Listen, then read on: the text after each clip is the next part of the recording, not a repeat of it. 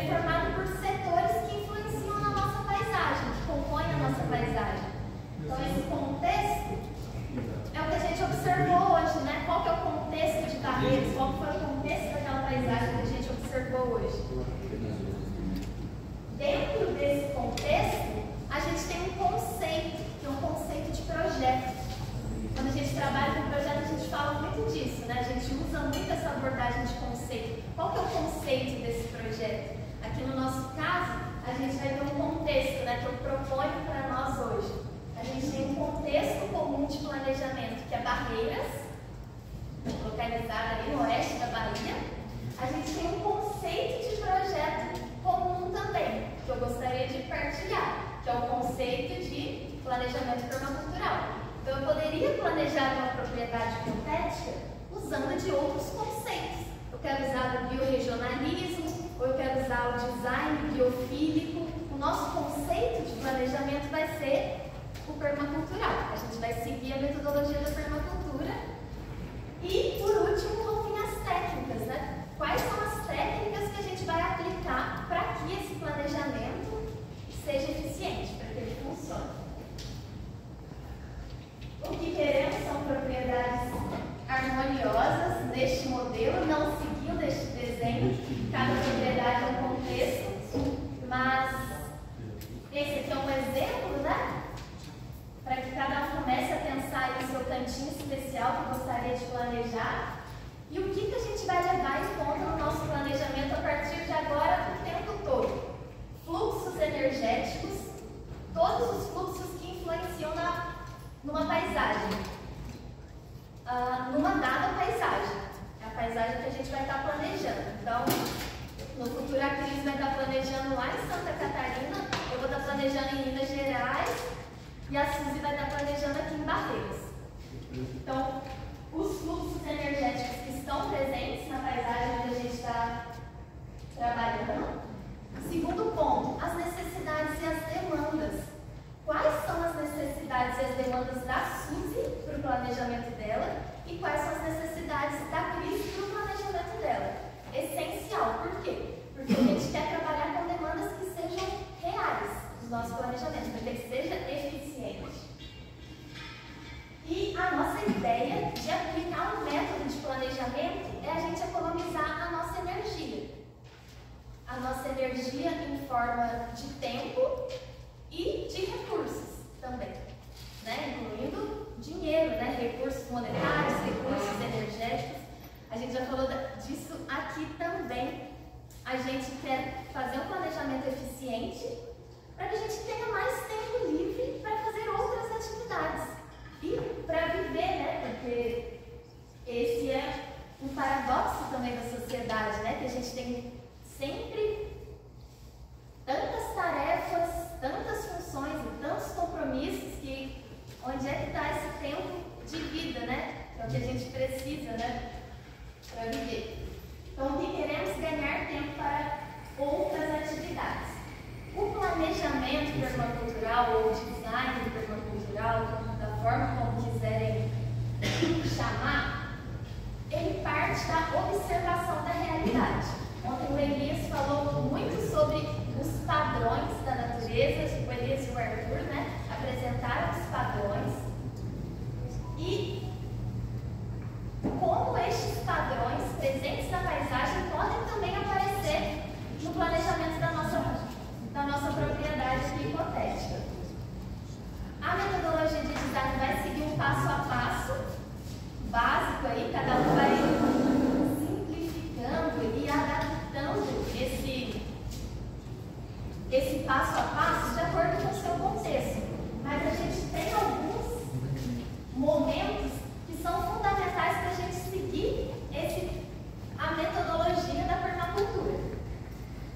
eu queria compartilhar com vocês para ficar bem guardado. Então, o que a gente vai fazer aqui hoje? O que eu proponho?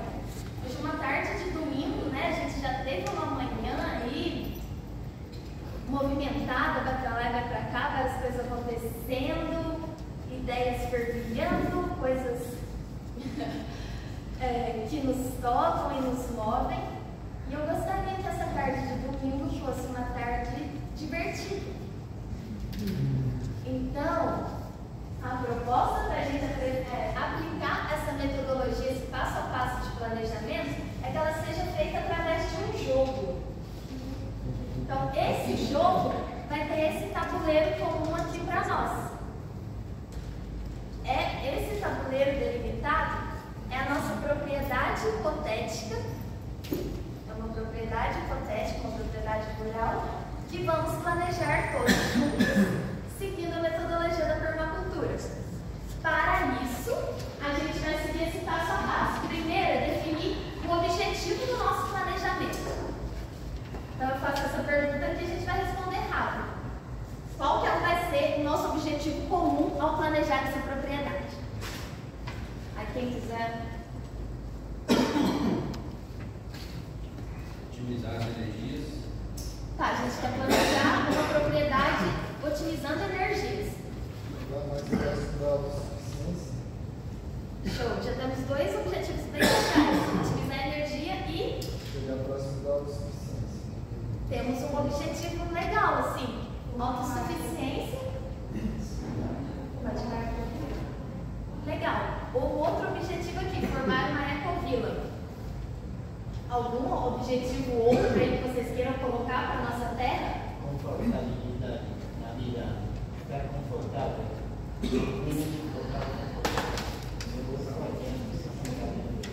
Pode ser. Os nossos objetivos comuns. Então, mais um objetivo para essa nossa propriedade: ter conforto na vida, viver de forma confortável, ter autossuficiência, fazer um bom trabalho com os fluxos energéticos. Sistemas agroflorestais. Um sistema agroflorestal. Mais um objetivo comum aqui para a nossa propriedade, nossa propriedade agroflorestal. Essa receita que ela cumpre a despesa que suspeita, né? Que ela me deu uma renda interna, renda externa. Uma propriedade rentável que tenha autossuficiência. Legal. Então temos alguns objetivos comuns. O objetivo mais desafiador foi o que a Adri trouxe aqui para o nosso jogo hoje, porque ela falou de criar uma comunidade, né? Criar uma ecovila. Então o que a gente vai fazer? Aqui a gente vai planejar uma propriedade e eu vou te demonstrar no fim como que isso entra em relação com outros pequenos núcleos numa ideia de uma escala comunitária. Já está valendo, né? E aí vai anotar ali os objetivos aí? Está anotando alguns objetivos comuns aqui de planejamento que vão guiar. Até para a gente viajar aqui e dar o objetivo. Quer dar um objetivo legal para essa propriedade? Um sistema integrado de água, irrigação de peixes, sistema, e finaliza com a piscina. Mas eu acho que a ligação vai fazer é o seguinte: esse lugar vai ser o quê? Para morar, para estudar? Vai ter uma escola aqui ou é um lugar para morar? Acho que tem uma coisa anterior a essa, né? Eu acho que é. Tá, e aí, então é um lugar para morar, né? Então, acho que essa é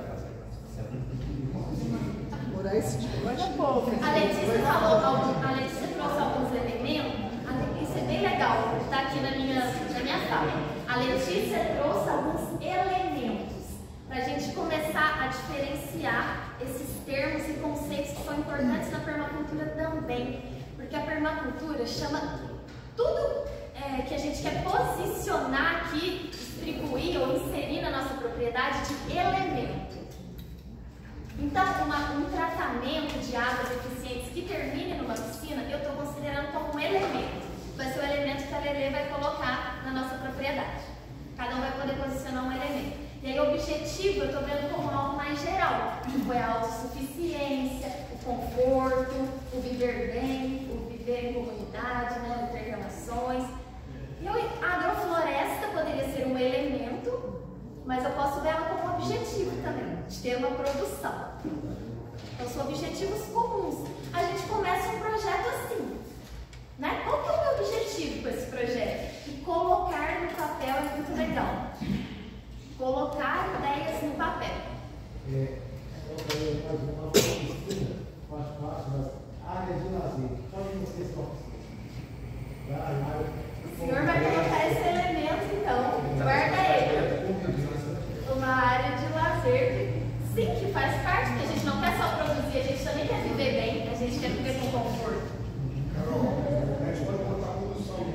autossuficiência. Uhum. Conforto desse projeto de E, ó, Da área de lazer. e no meu caso, eu acho que eu falei que eu quero uma piscina, mas também isso, né? De ser um modelo, de ter uma. conforto, mas Não, de ter algo demonstrativo, né? Para as pessoas de que é possível tratar as artes daquele jeito. Então, talvez um objetivo seja ser um espaço educativo, também além de moral. E manejo eficiente de águas, assim eu entendo como um objetivo. Daí, segundo passo é começar a mapear setores. Vou passar por mapear setores, vou fazer um passo a passo aqui. Mapear setores, definir o que a gente precisa, quais as nossas necessidades, como que são esses elementos que a gente foi listando, analisar os elementos e, enfim, colocar eles na paisagem. Onde eu coloco cada coisa? Como que eu organizo essa minha propriedade? Seja uma propriedade de 3 hectares, que é um módulo rural lá em Minas, ou seja uma propriedade de 20 hectares ou 15 hectares, ou seja um terreno urbano de 300 metros quadrados. Onde colocar as coisas? Como distribuir o espaço? O primeiro passo, né, depois de definir as necessidades, é identificar os setores na nossa propriedade. Onde essa propriedade está no globo terrestre? E o que são os setores? São os elementos, né, os fatores físicos, químicos e naturais que influenciam no planejamento. Nada mais é, de onde ele vem, né, da leitura da paisagem, do ler e sentir a paisagem. A gente falou disso hoje, cedo, Elias. De onde vem isso, né? Observar e entender o lugar. O elemento chave, o meu elemento preferido é o sol, é entender o sol, né? De onde ele vem. Para entender o sol, a gente precisa definir onde está o norte na nossa propriedade. Aí gostaria de convidar Arthur para definir o norte da nossa propriedade. Esse é o nosso jogo. Aqui é o nosso tabuleiro, isso aqui é a nossa propriedade hipotética. Eu acho que a gente deve definir o sul. Parar de nortear. Então, a gente está definindo onde é que fica o Equador. Ah, exatamente. Estamos olhando para o Equador nesse momento. Explica. Fala disso para nós, Pessoal, Arthur. o planejamento que a gente vai fazer dentro da permacultura, a gente está sempre buscando o sol, que é a nossa fonte primária de energia. Então é para ele que a gente vai olhar. Por isso que a gente não vai usar o norte como referência, né? A gente vai usar sempre a linha do Equador como referência. Porque é onde mais tem. Porque queremos trabalhar numa permacultura decolonial, não utilizaremos mais o conceito do norte.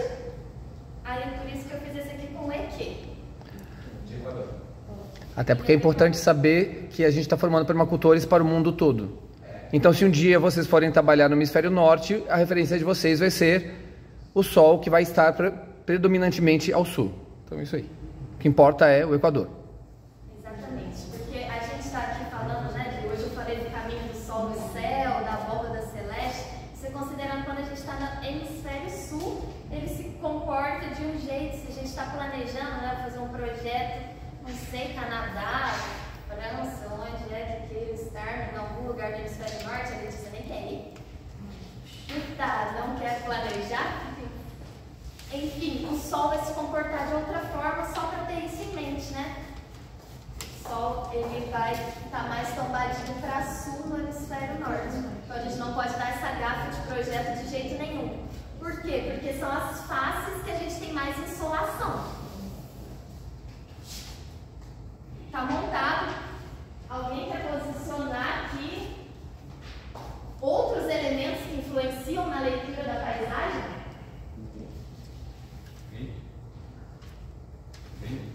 Vento, quer posicionar o vento? Quais outros fatores ou elementos influenciam nessa paisagem? Posso fazer uma sugestão? Pode. O pessoal que é de Barreiras, coloque, baseado no norte, de onde, por exemplo, predominam os ventos. Eu sou de Barreiras. Você é de Barreiras? Eu não sou de Barreiras. Então, porque assim, ó, a gente está fazendo um planejamento para essa condição bioclimática. E é quem mora em Barreiras que tem melhor esse conhecimento nesse momento. Certo? Exatamente. Então, assim, de qual quadrante sopram os ventos? Tem vento de verão tem vento de inverno, de onde vem as chuvas, por exemplo? E aí essas perguntas, Empiricamente, eu acho que é de leste para oeste, que vem do oceano. Eu tive essa impressão também. Mas eu falei Eu tive essa impressão. agora, em nossas chuvas, não. Nossas chuvas vêm do norte. chuvas, Deve ajudar aí, eu estou meio chutando. é muito legal essa leitura, que a gente está falando de leitura da paisagem, que o Arthur trouxe para nós. Nessas duas linhas, que é o que o permacultor vai sempre trabalhar. A gente vai trabalhar com a leitura em loco, a observação do local, ler e sentir a paisagem, né? De onde vem o vento, de onde está vindo a chuva. Mas a gente também pode consultar bases de dados para isso. Bases de dados científicos. Eu vou colocar aqui um gráfico de chuvas, de barreiras e um gráfico de ventos. Será que é leste-oeste ou não, meu João? Mas as leituras, elas têm que seguir nas duas linhas. Isso aqui é uma análise técnica climática de barreiras. Aí quando eu falei assim, ler e sentir a paisagem, né?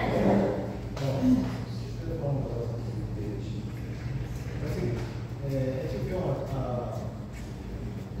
previsão climática de falar uma chuva, Cristópolis está a sul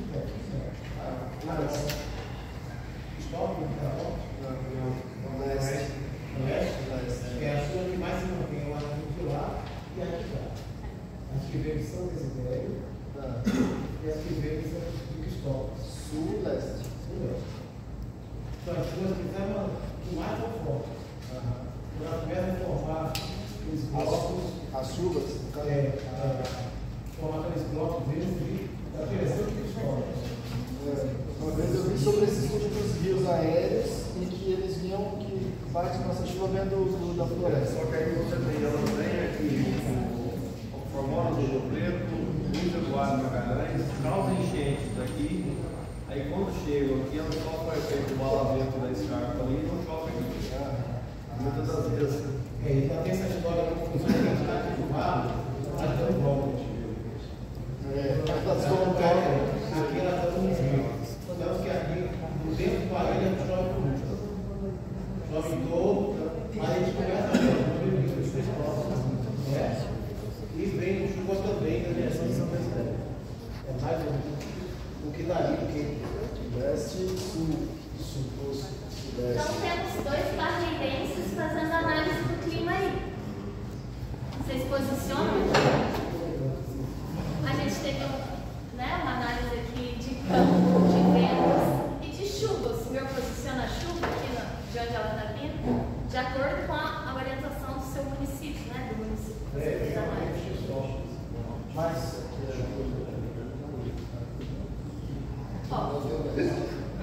aqui a gente tem a nossa guia que está apontando para o Equador, ou o norte, que a gente está.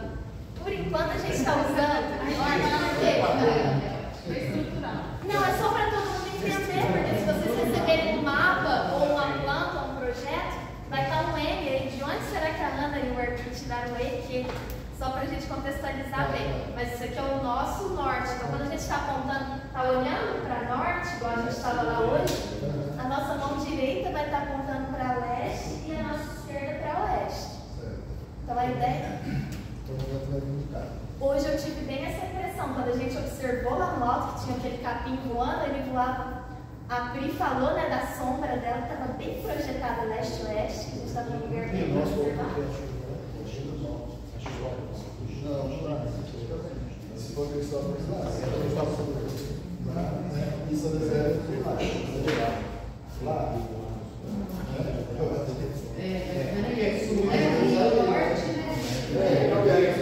Pra lá a gente tem Tocantins, pra cá a gente tem Salvador, agora tem Argentina, pra cá tem Brasília.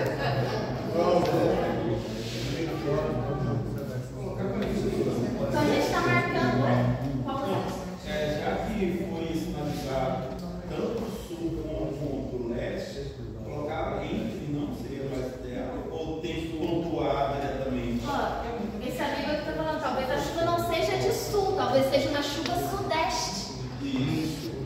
Pode ser uma chuva sudeste, entrar com consenso. Como trouxemos mais Legal. Outros setores e elementos de meio, né? O que mais que influencia no nosso planejamento? A gente está planejando a nossa propriedade aqui conjunta. O que mais a gente quer observar em volta? O que pode influenciar? Nicolas falou relevo. Que tipo de relevo que você observou aqui? A gente está lá no pé no sopé da encosta. Onde está essa propriedade, Nicolas? O quê? Qualquer um. Pode ser um sopé, por exemplo, que a gente estava pensando hoje. Tá. E aí tem aquela ideia, né? Legal. Todo mundo entendeu o que Nicolas falou? Falando de colocar a nossa casa hipotética no sopé da escarpa que tem aqui, né? Exatamente. Então podemos considerar essa escarpa na nossa paisagem? Se for considerar, vamos dizer, como está colocando, barreiras tem as barreiras, as serras, né? Não só aquela que a gente estava, mas se a gente observar o vale, né? A gente tem, que antigamente eu ainda entendia que barreiras era por conta das barreiras das montanhas, das serras. Não é, na verdade, as barreiras do rio, né? Que deixava a navegação subir. Mas, colocando que o relevo seria mais isso aí, umas circuladas de serras, né? No nosso caso aqui tem que pensar no vale, No né? vale, isso. De um lado e do outro, né? Certo, todos os lados. Então a gente tem uma parte de relevo com uma altitude maior que vai influenciar no nosso planejamento. Essa propriedade pode estar em qualquer ponto ali da borda dessa escarpa que o professor descreveu para nós. Professor, você quer posicionar esse relevo? Eu só quero trazer uma informação que é bem importante para quem está pensando na macroescala. Nicolas, depois Nós estamos aqui aproximadamente 454 metros de altitude. Então, se eu sigo para Imotirama até o Vale do São Francisco, vai cair para 419. E se eu vou para o sentido de Goiás, eu vou chegar até 720. Luiz Eduardo Magalhães, que está a 90 quilômetros daqui, é 720 metros do nível do mar. E se eu vou até a Serra Geral, que é a divisa de Goiás com Tocantins e Bahia, vai estar em 800 metros. Então, eu preciso pensar essa estrutura do relevo para que eu possa ter umas condições de, na microescala, entender qual altitude que eu estou, né? Isso acho que é importante a gente ter esses prazeres. Acho que é importante a gente pensar assim, eu estou a 420 até 800 metros. Então, quando eu pego a escarpa, por exemplo, lá em cima vai estar em torno de até 500 e poucos metros, mas aqui embaixo vai ser 454 metros. podemos considerar que a nossa propriedade está em torno de 400 metros de altitude, num pé ali de uma área de relevo mais íngreme, numa escarpa, que vai estar orientada em que ponto da nossa propriedade? A gente pode escolher? Seria legal. Onde estaria a escarpa? Você falar que em qual direção vai? Acho que depende do sopé que a gente tiver, né? Porque a escarpa está rodeando o Exatamente. Eu acho que lá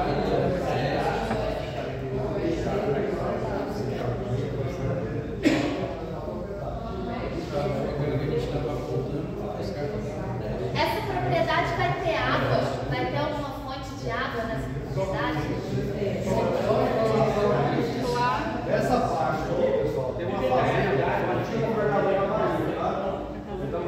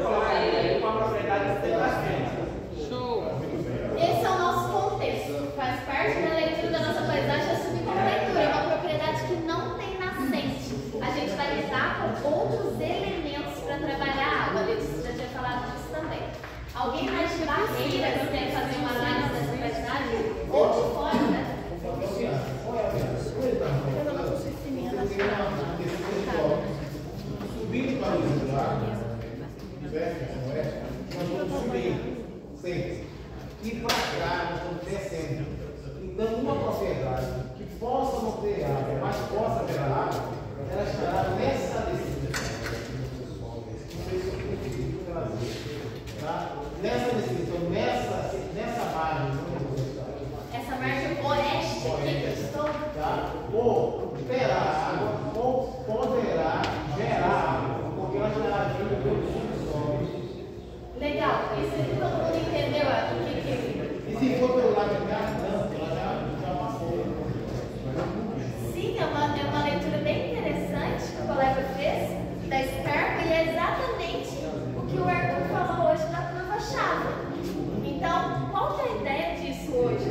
E fazer com que vocês vão desenvolvendo essa capacidade mental de interpretar a paisagem.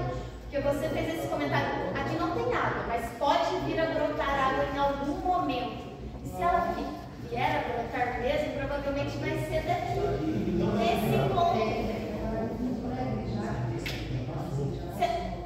Porque imaginando a nossa propriedade hipotética, o exercício é ir construindo ela mentalmente. Aqui a gente está mais alto, aqui eu estou no topo do morro, eu estou na escarpa. E aqui a gente está lá, a gente está na área de sedimentação, que inclusive faz muito sentido essa ideia de estar indo para o fundo do vale, onde é mais baixo, menor altitude, e é onde o vento está vindo também, ali no nosso caso. Então, algumas análises que podem acontecer em relação à propriedade, né? De onde vem o vento, onde cai o sol, como é o relevo, existe vegetação nativa, acho que a vegetação nativa, nosso consenso. Estamos num contexto de cerrado. Eu acho que era legal também colocar o contexto dos conflitos, né? Tipo, por exemplo, colocar aí talvez uma comunidade tradicional de um lado, ou também o agronegócio. Não sei se a fazenda do governador ali é uma propriedade, né? De monocultura em cima da escarpa. Se for pro lado lá oeste, aí a gente tem essas escarpas, em cima das escarpas nós temos os gerais, e boa parte dos gerais já existe a monocultura. Eu acho é super interessante analisar isso nos setores, porque pode vir a ser um setor incômodo para a nossa propriedade, né? Um setor de veneno. Como que a gente vai lidar com esse setor que está por aqui, né? Que você falou. Como que a gente vai lidar com ele no nosso planejamento? Se a gente quer que seja uma propriedade confortável, autossuficiente, que proporcione o bem viver, como que a gente vai lidar com isso de uma forma criativa? Então a Letícia quer colocar uma comunidade tradicional e a gente vai colocar uma monocultura.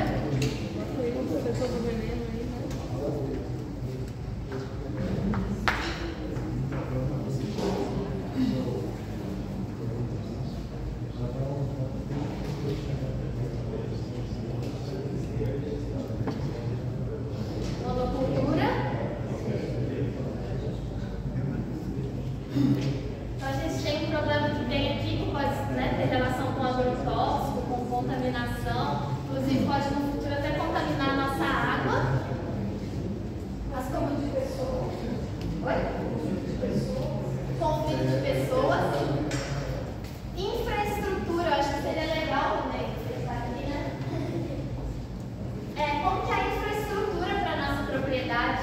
A gente ouviu o relato da Vanessa Paivu, que o acesso à terra deles, né, são 6 quilômetros de estrada de terra, estrada difícil. Como são os acessos para a nossa propriedade? Onde está o acesso? Eu queria que alguém posicionasse, eu vou anotar aqui. Onde está esse acesso? Porque o acesso tem relação com o nosso planejamento. O círculo maior delimita a propriedade. O círculo, para você entender, isso foi ótimo perguntar. O limite da propriedade é um pouco para trás dessa última linha aqui, tá? Cristina, tem aqui um período. Onde a escarpa está aqui a oeste. A escarpa está aqui. Então, quando a gente está falando, né? Qual é o caminho das águas? Como que é o relevo? Estou pressupondo que a gente está fazendo uma leitura de relevo aqui. Aqui eu estou na parte alta. Né? Aqui é a parte mais alta da escarpa. Então, isso que a gente observou lá na paisagem hoje. Aqui no sul, com a estrada pelo sul, tem atendimento Estrada. Na realidade, sem asfalto, né? Sem... Como andar com o legal? Você está pedindo para localizar a estrada, o acesso nessa propriedade. Se é junto à estrada, como foi localizado a oeste, a entrada pelo leste, porque o acesso para a barreira é leste. Eu acho que pelo leste é muito. Para colocar aqui é um sul que é uma propriedade hipotética, né? Para colocar a estrada. Não é hipotética não, filho, já está localizada, né? Então. Mas a estrada é em barreira. Se a escapotasse a oeste, entendeu? Por cima da por uma estrada. foto aí, você quando percebe que a leste da cidade. E nossa, porque, por exemplo, a gente conhece mas eu comprei uma propriedade, você está imaginando que aqui já não é a minha propriedade, nós compramos uma propriedade, então a propriedade pode ter acesso, embora só não poder ir lá de cima, porque eu teria que descer a serra, né? Escadaria, mas qualquer lado que você colocar, você pode ter acesso. O carro acostumado na retilínea, né? É curva, desvio, passei pelo quintal do vizinho, sair aqui. Como eu posso ir por aqui, dar a volta ao mundo e entrar por lá na sua casa? O único lugar que é impossível fazer a estrada é descer a serra. Nessa suposição. Não, mas a barreira está aqui, ó. Então mas você eu vai comprei ter um lote, eu não que comprei a cidade de barreira, porque eu estou entendendo é um microprocesso. Então eu comprei um lote, comprei uma área de 10 é mais metros. fácil, é mais perto. Tá certo, é fácil. Para ficar mais assim, realista dentro do.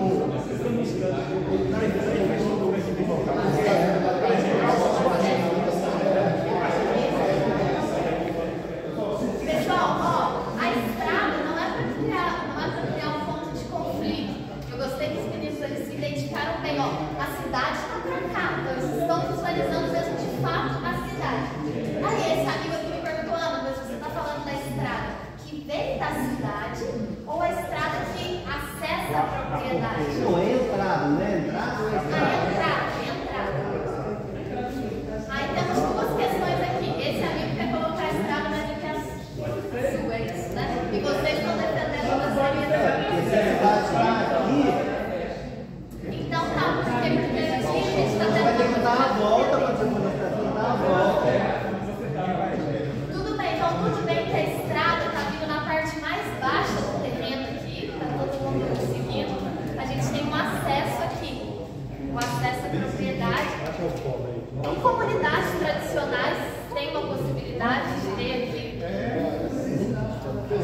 Em cima das carros, que o pessoal falou também, em conflito com o agronegócio, tem a galera morando lá em cima. Letícia criou um ponto de conflito ali entre o agronegócio e comunidades tradicionais. É importante da gente refletir sobre isso. Se a gente vai apoiar a galera ou não, a gente vai ter que decidir aí, né? Vai ter que se posicionar. Vai ficar em cima da escada. Uma coisa importante também que eu queria perguntar da nossa propriedade para a gente finalizar assim, essa leitura de setores. Como é a vizinhança? A gente já falou dessa vizinhança aqui, agronegócio, comunidades tradicionais. Mas tem vizinhos assim nessa propriedade, vizinhos próximos, geram ruído, geram incômodos. Aqui eu sei que é escarpa, mas na nossa propriedade hipotética a gente vai ter contextos de vizinhos, assim, vizinhos parceiros, vizinhos problemáticos. Eu acho interessante, já que aqui a gente está sonhando, sonhar bons sonhos, sabe? Então a gente pode imaginar uma comunidade inclusiva e tudo mais, e reconhecer o nosso inimigo, né? Porque eles estão jogando muitos venenos de fato, né? Então, e é importante a gente se mobilizar, se articular, porque quem está se postando frente a essa mega indústria está sendo coibido, né? A gente sabe das ações que acontecem no nosso país. E maravilhoso esse ponto. Sim, isso é muito bom, acho que você colocou. A gente vê esses dois pontos sociais, que isso é legal também na leitura da paisagem. A gente não está falando só de leitura de elementos e fatores físico-químicos. Fatores sociais também entram nesse estudo e análise da paisagem e influenciam no planejamento. Né? Isso é legal pensar também. Leitura da paisagem, porque eu coloquei aquele croquis ali, porque eu gostaria muito que a partir de hoje, né, o comecinho do curso ainda, todos aqui começassem a exercer a desenho, representação através de croquis, de esquemas gráficos, anotações.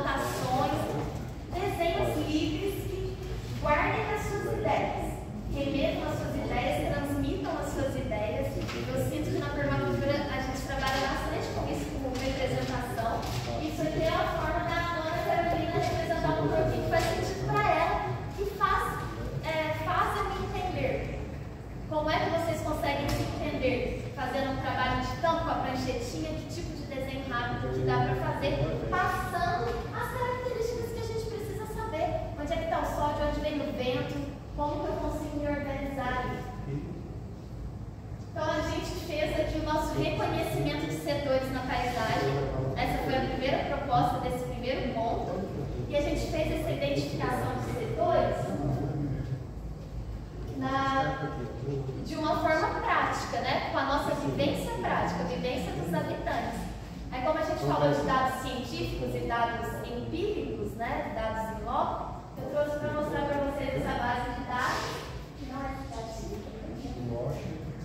Mas é uma base de dados climáticas que existe para o Brasil todo.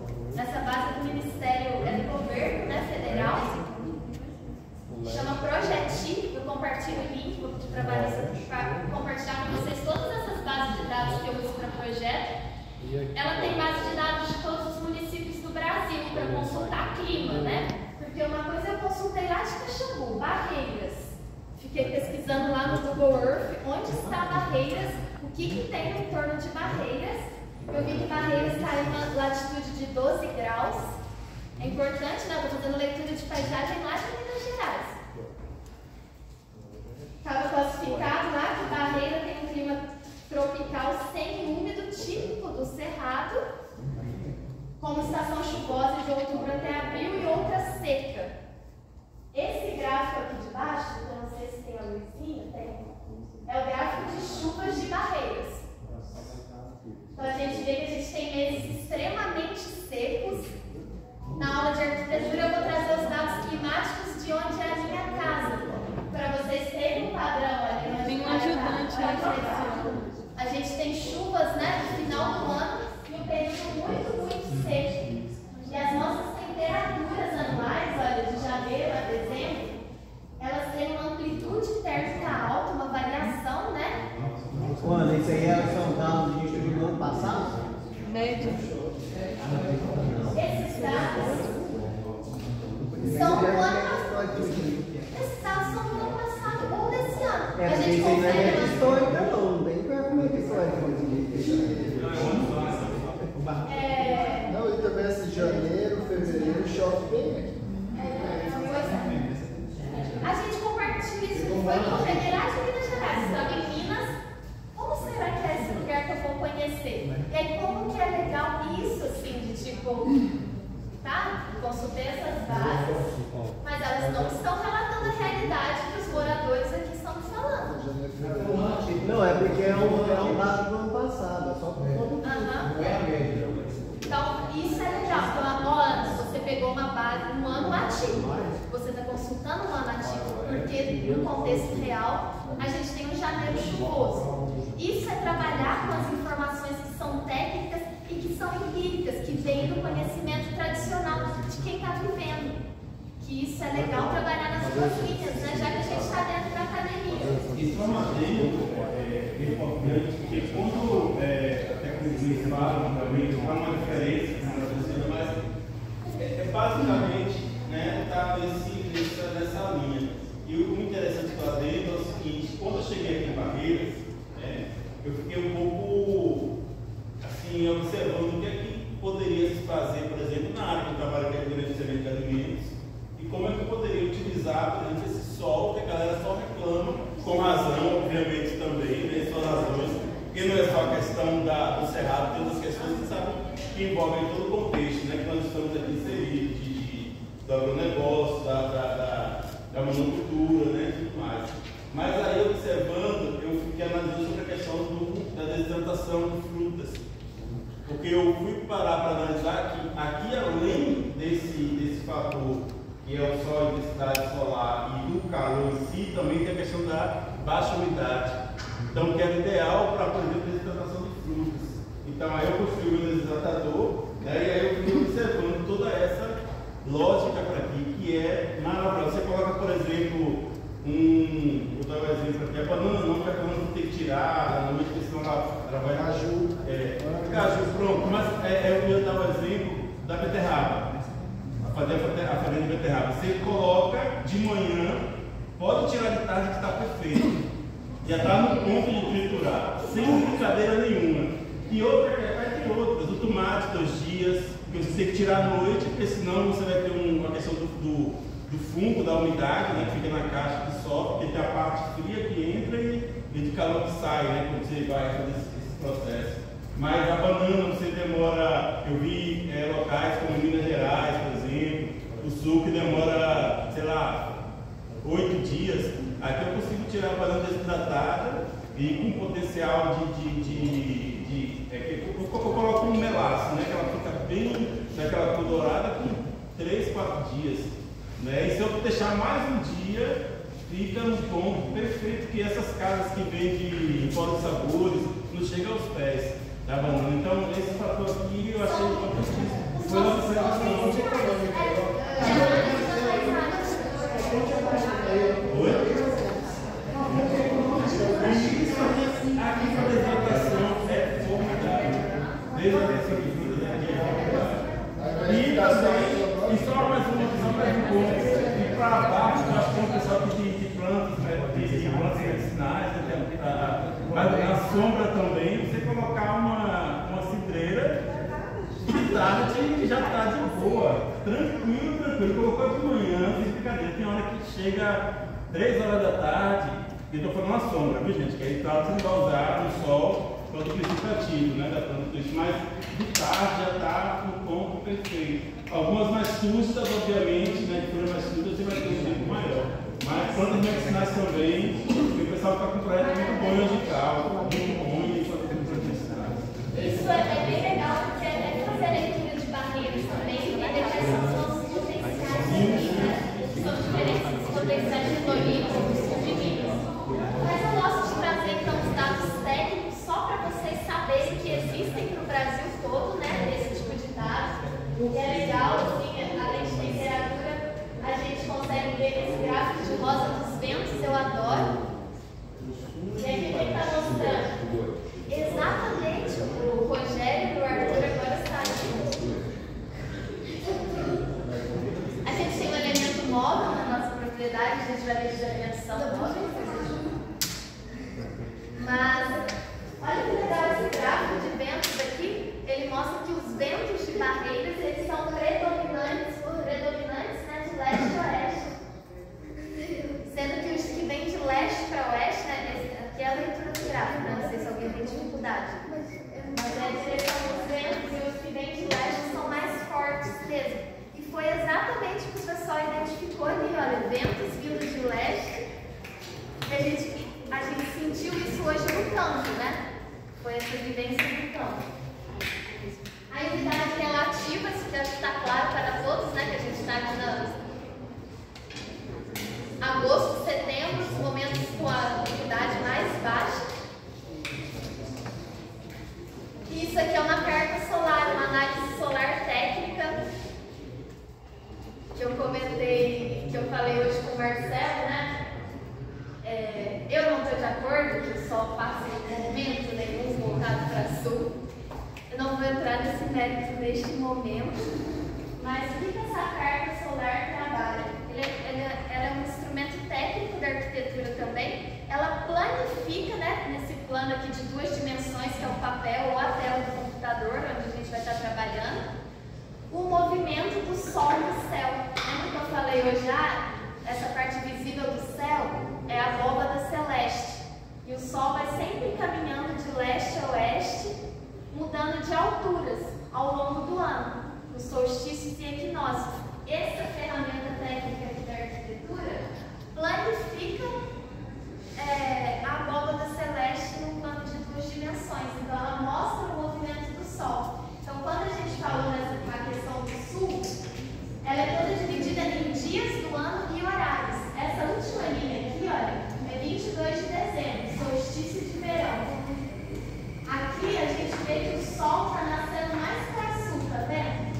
É o momento do ano que eu tenho mais sol no céu. Aqui, olha, porque o Sol nasce antes de 6 horas da manhã, aí ele vai caminhando até meio-dia,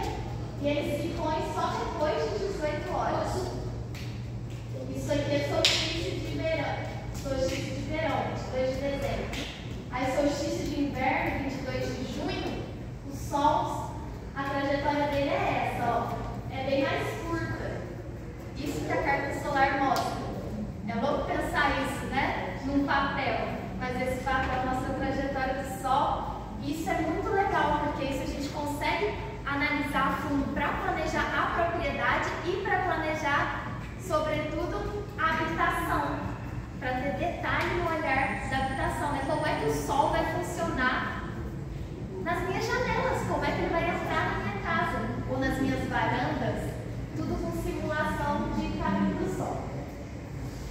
Mas, enfim, vamos seguir para os nossos setores. Como aqui a gente está formando permacultores, né? Vocês podem dar essas aulas de outras formas, inclusive desenhando os setores não aqui no chão, mas no quadro ou no flipchart, ou só apresentando os setores aqui, né? Projetando. Então, esse diagrama de setores da paisagem, né? Que é o primeiro passo do nosso planejamento, foi o que a gente construiu aqui juntos para Barreiras. Nesse diagrama, a gente está identificando, né, o caminho do sol, onde estão vindo ventos quentes, ventos frios, onde tem vizinhança aqui que está produzindo um veneno, onde é setor mais de sombra, onde tem risco de incêndio. Então, os setores são livres, a gente vai identificar de acordo com o nosso contexto. Aqui a gente identificou outros setores. Agora a gente começa a definir as nossas necessidades. O que a gente precisa nessa propriedade para viver? Então a gente tem um acordo, essa aqui é a nossa propriedade hipotética. E agora a gente vai definir as nossas necessidades refletindo entre o essencial e o supérfluo, né? O que eu quero nessa propriedade que é extremamente necessário para eu viver bem, com conforto, e para eu buscar a autossuficiência, que está ali nos nossos objetivos, mas que ao mesmo tempo eu tenha, né, essa consciência do baixo impacto, que eu não seja supérfluo. Então a gente começa a pensar agora sobre as nossas necessidades. O que a gente quer colocar dentro dessa terra? Que tipo de estruturas eu quero projetar aqui? Então a permacultura chama essas estruturas que a gente quer projetar de elementos. Eu gostaria de propor que cada um aí, em grupos de 3 ou 2, o que for fácil para ser um jogo rápido, então grupinhos de 2 ou 3 pessoas que estão próximas, eu vou passar aqui deixando uma folha, vai ser um jogo rápido mesmo. Eu quero que juntos vocês definam um elemento que é importante para vocês terem aqui na nossa propriedade. Então, dê exemplos de elementos. Ó, só pra gente se alinhar, o amigo perguntou, dê exemplo de um elemento. Uma agrofloresta é um elemento. Uma casa é um elemento? A casa não vai, porque como eu sou arquiteta do grupo, eu já vou colocar a casa na nossa propriedade. Então, sim, a casa é um elemento. E ela é um elemento muito importante, né? Porque a gente passa bastante tempo aqui dentro dessa casa, desse elemento. Então, tudo que a gente vai inserir dessa propriedade chama elemento, querido. Eu não vou colocar a casa aqui no meio, se você quiser ir ajudando a colocar as coisas juntos, tá? Então, a casa vai estar aqui no centro. A casa vai estar aqui no centro. Pode. A casa sempre fica no centro da propriedade ou ela tem que não? Não. Vai lá os elementos. Da leitura da paisagem. Exatamente. Então depois nós podemos dar essa casa de lugar. Podemos. A Cris fez uma pergunta bem legal. A Ana está colocando a casa aqui no centro por quê? Ela sempre está no centro? Não. Ela nem sempre está no centro. Aqui a gente vai fazer algo didático, pedagógico, e a gente pode sim reposicionar a casa, reposicionando a organização. Mas eu estou definindo aqui um centro, né, de onde a gente vai começar a distribuir esses elementos. Na vida real, a gente, né, no nosso terreno que a gente comprou lá no pé da escarpa, ele também não vai ser um terreno redondo, assim, né? A forma vai ser livre, isso aqui é uma forma hipotética. O que é importante, que é diferente também da permacultura em relação a esses elementos? Eles não vão ser elementos isolados. Esses elementos que cada um vai colocar, eles têm que ter relações entre si. Então, um elemento tem que se relacionar com o outro. E a proposta, o desafio é que cada elemento cumpra mais de uma função dentro dessa propriedade. Então, um elemento, ele tem que cumprir aí pelo menos 3 funções. Então, se eu quero ter uma agrofloresta, ou algum outro elemento que